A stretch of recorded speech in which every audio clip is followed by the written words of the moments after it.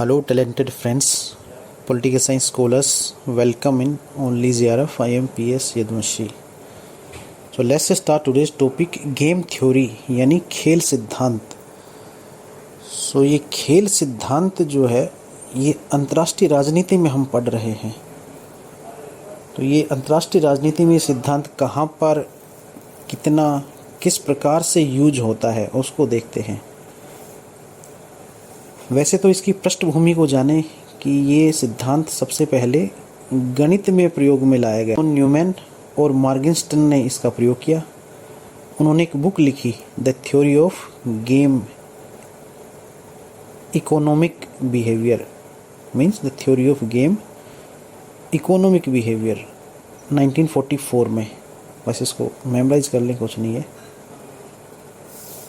इसके बाद आप आते हैं इसके सपोर्टर्स में, समर्थक में वही आएंगे जो थिंकर्स थोड़े लिबरल सोच वाले हैं, क्योंकि गेम थ्योरी का बेस ये है कि ऐसा निर्णय लिया जाए जो कि विवेकपूर्ण हो, लॉजिकल हो, कंपैरेटिवली बेनिफिट देने वाला हो.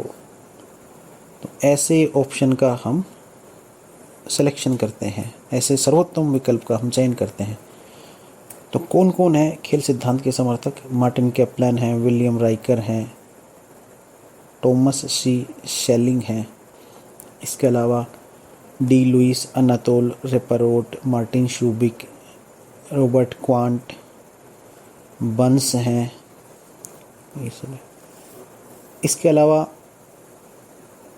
कार्ल ड्यूश, वो भी इम्पोर्टेंट है, उन्होंने भी इसके ऊपर 2 बुक्स लिखी हैं. सो कार्ल ड्यूश भी खेल सिद्धांत के समर्थकों में आते हैं. उन्होंने game theory and international politics या गेम थ्योरी इंटरनेशनल पॉलिटिक्स ये बुक लिखी. इसके अलावा एक और पुस्तक लिखी political community and north Atlantic 1957 में. तो ये रटने वाला पार्ट है, आप इसको रट लें. So now the conceptual understanding के लिए क्या है खेल सिद्धांत. इसको ऐसे देखें कि जैसे खेल है.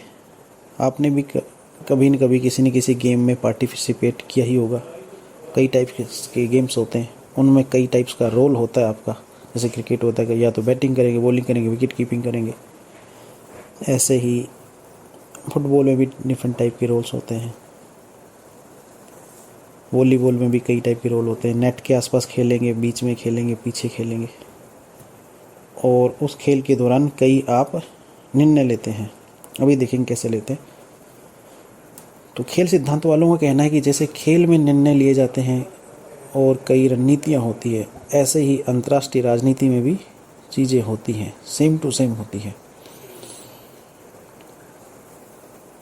सो खेल सिद्धांत का अंतर्राष्ट्रीय राजनीति में उद्देश्य क्या है? ये वही उद्देश्य है जो कि किसी खेल में होता है. अगर आप खेल से इसको समझेंगे तो अंतर्राष्ट्रीय राजनीति में खेल सिद्धांत के उद्देश्य भी आपको आसानी से समझ में आ जाएंगे. जैसे खेल में क्या उद्देश्य होता है कि हर जो है प्लेयर है वो चाहता है कि डिसीजन उसका लॉजिक बेस्ड होता है, विवेकपूर्ण डिसीजन होता है, तर्कसंगत निर्णय होता है उसका.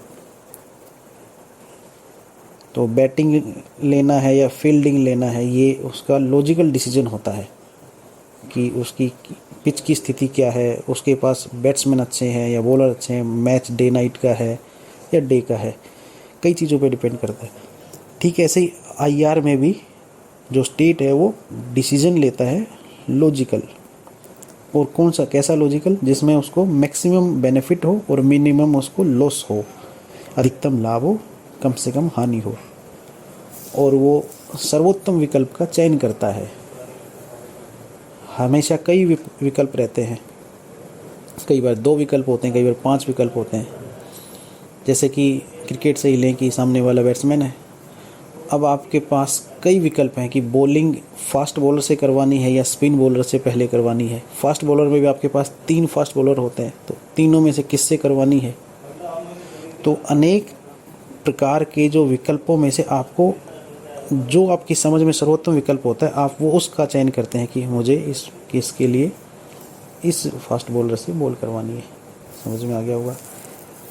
ऐसे ही उसके लिए इसके अलावा और भी कई रणनीतियों का प्रयोग होता है. हर समय डिफरेंट टैक्टिक्स और कूटनीतियों का प्रयोग करना पड़ता है। साथ ही अंतर्राष्ट्रीय राजनीति में किसी संयोग की संभावनाएं नहीं है, किस्मत नहीं होती, केवल नियम होते हैं, नियमों के अनुसार काम होता है। संयोग होना, किस्मत होना ये नहीं पाया जाता, नियम के आधार पर कार्य होते हैं। तो इस प्रकार से खेल सिद्धांत का उद्देश्य है कि कोई ऐसा निर्णय लिया जाए जो कि रणनीतियों के ऊपर आधारित हो और उसमें सर्वोत्तम विकल्प का चयन हो, कम से कम उसमें हानि हो, विवेकपूर्ण निर्णय लिया जाए, किस्मत पे ना छोड़ा जाए, संयोग पे ना छोड़ा जाए, निश्चित निष्कर्षों के आधार पर निर्णय लिया जाए। इन्होंने कुछ उदाहरण भी बताया है कि कैसे कैसे सिमिलरिटी है। जैसे खेल के लिए ग्राउंड होता है, ऐसे ही अंतर्राष्ट्रीय राजनीति में अंतर्राष्ट्रीय राजनीति की व्यवस्था होती है। पूरा जैसे संसार है, इसमें डिफरेंट टाइप के प्लेयर्स हैं। जैसे खिलाड़ी होते हैं, ऐसे ही राज्य होते हैं। और खेल में, हर खेल में एक अंपायर होता है, चाहे वो किसी भी प्रकार का खेल हो, कोई न कोई उसमें हार जीत का फैसला करने वाला या उन संघर्षों के समाधान में निर्णय, बीच बीच में निर्णय लेने वाला एक अंपायर होता है। ऐसे ही यहाँ पर भी एक यूएनओ जैसा संगठन है और भी कई संगठन है, ये होता है।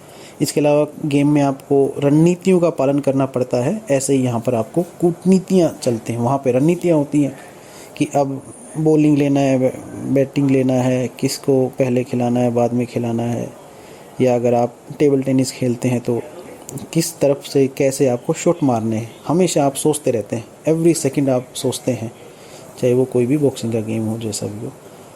इसमें कूटनीतियों का इस्तेमाल होता है कि कैसे सामने वाले जो कंट्री को पटक नहीं दी जाए, उसको कमज़ोर किया जाए, इस टाइप से।